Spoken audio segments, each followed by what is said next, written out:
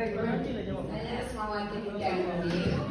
Saya mau bertanya, kalau macam saya nih, kalau itu kategori subvention, jadi saya macam berminat untuk jadi dealer. Adakah yang lebih ada harga promosi macam itu? Macam yang lebih murah lagi lah kan? Tidak. Okay. Dealership tadi kan?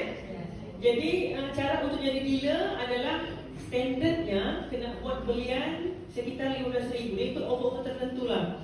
Kalau 15,000 tu kita dapat 1% insentifnya. Tapi kalau contoh kita mampu untuk beli yang lebih besar lagi 30,000, dapat 1.5% commission.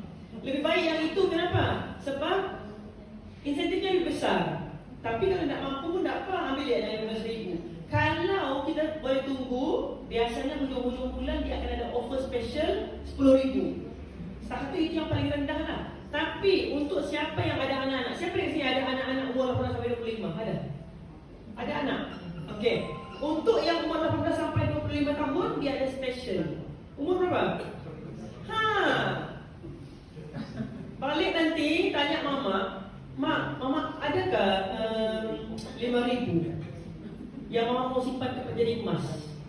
Okey. Untuk yang umur 18 sampai 25 ni dia special, kenapa? Dia boleh jadi dealer dengan cara beli emas. Kalau dia masih belajar, dia kena beli 5 gram. 5 gram tak sampai 5,000. Berapa? 3,000 lebih je. Kalau dia umur 18 sampai 25 tapi dia tak belajar lagi, dia kena beli 5,000 emas. Emas tu dapat. Jadi emas tu bagi kepada mama balik.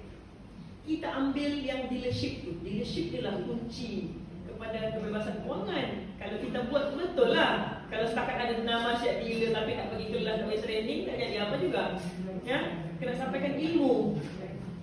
Jadi kalau contoh puan ada anak, kita tak boleh paksa anak-anak untuk jadi dealer. Caranya macam mana?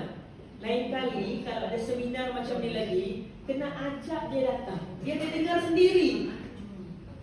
Ya, biar dia dengar sendiri. Okey. Bagi tahu teman bahawa kalau seorang-seorang tak best datang. Kalau ada teman dari mana rumah pengsan ke apa kan ada orang teman. Sebenarnya kita mau dia dengar inti dekat seminar ni. Kalau kita cakap datang nanti seminar ni supaya kau tak boros, tak datang dia tu. Kena pandai seni. Ya, insya-Allah dia datang. Jadi kalau contoh puan mau grab dealer tu, tunggu yang hujung-hujung bulan. Biasanya macam 25 begitu akan ada offer 10,000.